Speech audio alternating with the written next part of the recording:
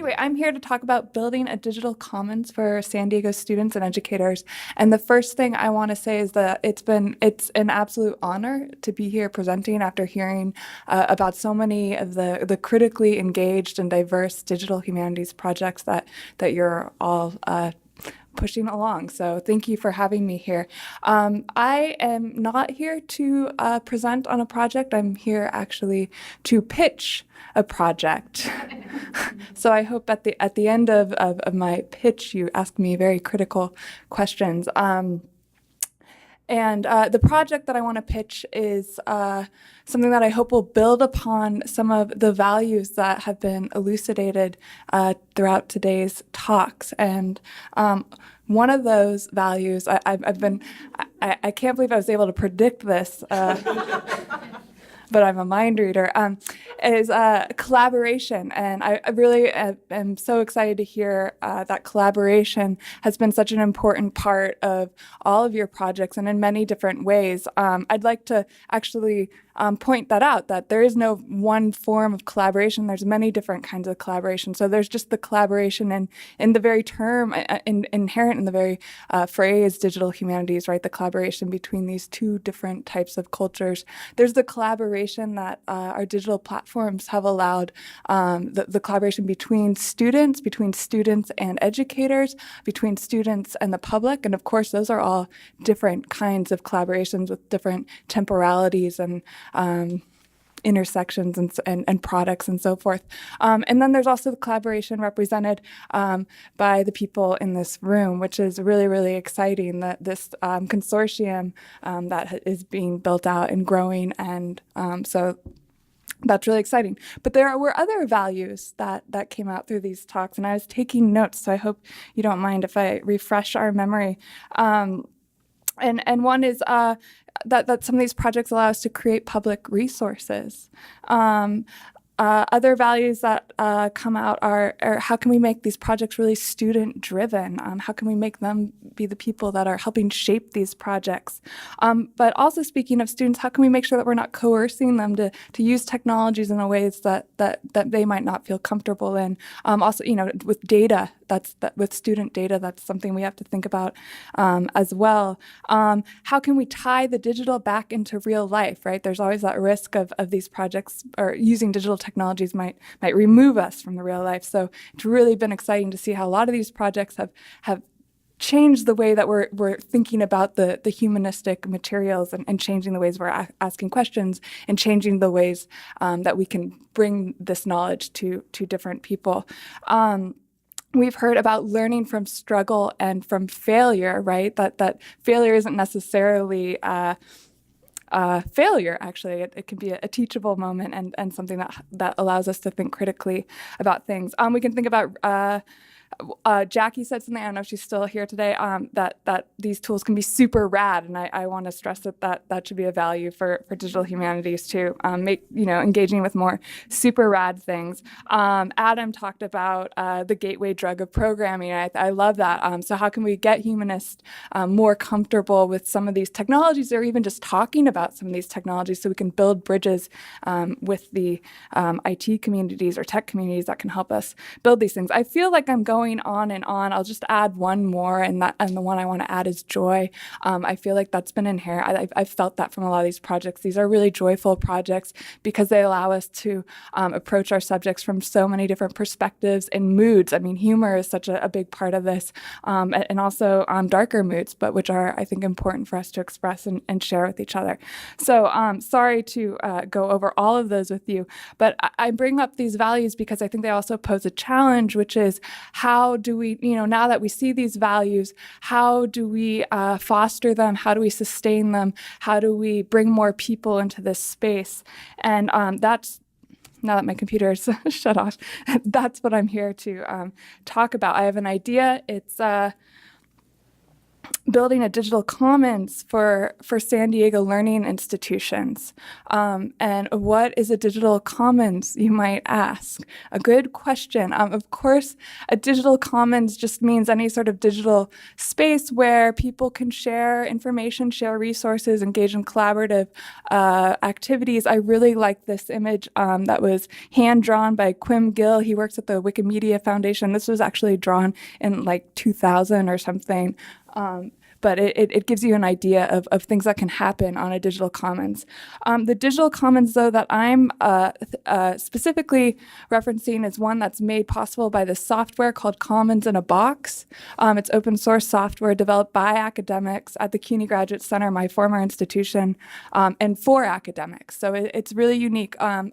This is not to say that the points made earlier today about software not developed by digital humanities people, that's also very valuable too. But what is exciting to me about the Commons is it's open source, meaning that academics can continue to tinker with it, to continue to make it work with their values. And there's a lot of other institutions and organizations that are using it, some that you can see right here, the Modern Language Association, the Virginia Digital Humanities Consortium, we have the Texas Digital Humanities Consortium, Futures Initiatives, et cetera, et cetera. So I just wanted to, show you that I'm, that there are actually other people that think this is useful. So to show you what it is, I'd like to now go to a successful use case, the Cuny Academic Commons, just so you can see what it looks like. Okay, so this is the Cuny Academic Commons, and what do we see here? Well, one, it's a community hub, right? You go there and you can get news, and in that big slider, you get sort of editorial news. Whoever is managing that community can say, hey, there's a San Diego Digital Humanities Network meeting tomorrow, come. But there's also a lot of information that you can see that's coming from the community. So this is at the Cuny Graduate Center, so it's faculty, graduate students, and staff. There's groups, recent groups. These are just conversations that are happening online, or also there's a collaborative document function there. There's a way to share files. And so all that activity is happening in groups. This one I kind of think is creepy in my own digital commons. The thing I would fiddle with is not showing that I am online right now, because that's embarrassing. And then there's recent posts. So what are recent posts? Well, one of the things that the Commons allows any member to do is to create as many WordPress websites as they want. And that's really cool. And I know some institutions have that availability. It's something that you can do, but a lot of institutions don't. So having a sort of WordPress scratch pad can be a great asset. And I just want to show you quickly some of the things some of the websites that have been built on this Commons. And by the way, there's been over 1,600 WordPress websites built on it. So you can go browse them right here. And then here's one for a class on cloud computing, which is really nice. There's posts from reading reflections. I know some other presentations today have shown similar kind of initiatives. The Teaching and Learning Commons has a blog where they post all these guides about, teaching and learning. So that's cool. There's a student-run journal where they basically publish their journal on one of the WordPress websites.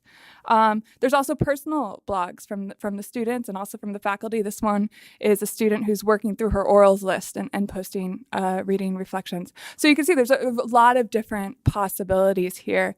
What I think would be really exciting about having a digital commons for all San Diego learning institutions is that we would see not just the website from our own institutions, but from what everyone is doing locally. And again, the websites have different permission settings, so you can make it private only to the blog or to the Commons or to certain people. I think that's a really important thing to allow users to have that sort of choice. I want to briefly go over groups.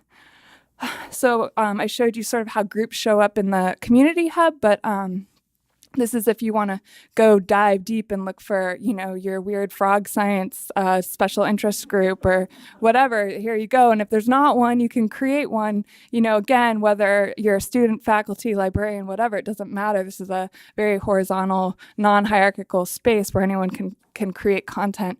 So you create your group or you join a group. And what would be exciting for the San Diego Digital Humanities Consortium is that group could then be open to people within any of the institutions. So Adam could have a Twine interest group because it seems like you really like answering questions, right, but anyone interested in Twine at the different institutions could join. And actually, Adam wouldn't have to be the only one answering because there'd be other people in the group. And there's, little features like reply by email, so you don't have to actually log in to the Commons and show up in that weird, creepy feed. You can just reply to group discussions through email. What does it look like? This is so this is the Digital Humanities group at the Cuny Graduate Center. And, there's a forum. So people post in the forum. You go in, you respond. But like I was saying, too, there's a collaborative document area. There's a file sharing place. So a lot of courses have used groups because it's an easy place to share files, all within fair use, of course. And then you can do other things like, message people. So there's a broad set of communication channels to really help the community grow. Okay, so there's one other thing, though, that I think is really exciting about the Commons. Super rad, I mean. And I already alluded to it earlier, which is this is open source technology. And I know a lot of times open source starts just meaning free because it's like you can just use it for free, and that's totally reasonable. But again, the exciting thing is that we can modify it. I mean, I can't personally, but the important thing is, this is not about whether one person can modify or not, but whether we can as a community. And so I was reading about free software, I think it was my first year of graduate school and using free software. And I had this sort of conversion moment where I was like, oh, and we were using the Commons for class. And I said, oh, you mean like we can change this? And one thing that really frustrated me about blogs is they, I think on one hand, they're a huge step forward in public collaborative humanities.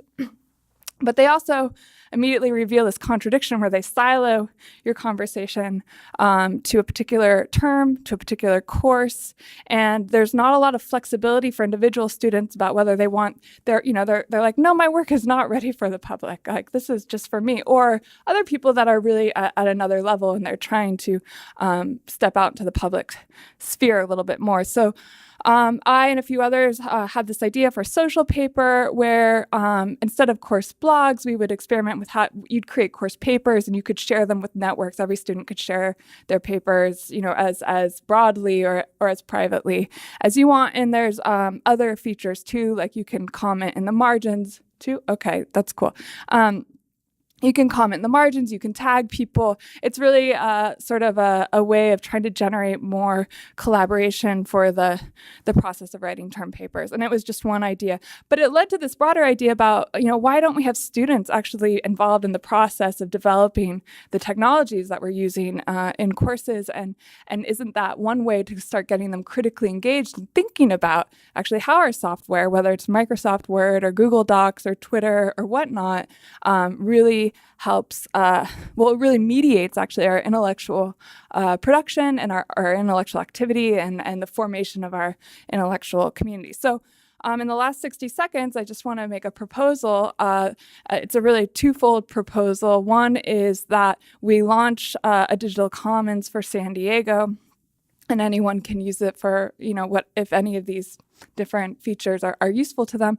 And then two, we also get an instance of social paper running on Commons. And if any instructors are interested in having their students use social paper in the class, I think it'd be really wonderful to not only have them use it for whatever writing they're doing, but to somehow get them engaged and thinking about how would they like to modify it, to continue this process of bringing in students to develop the software that they use to learn, teach, collaborate, etc. So that's my idea, and let me know if anyone wants to join in, and thank you so much. you.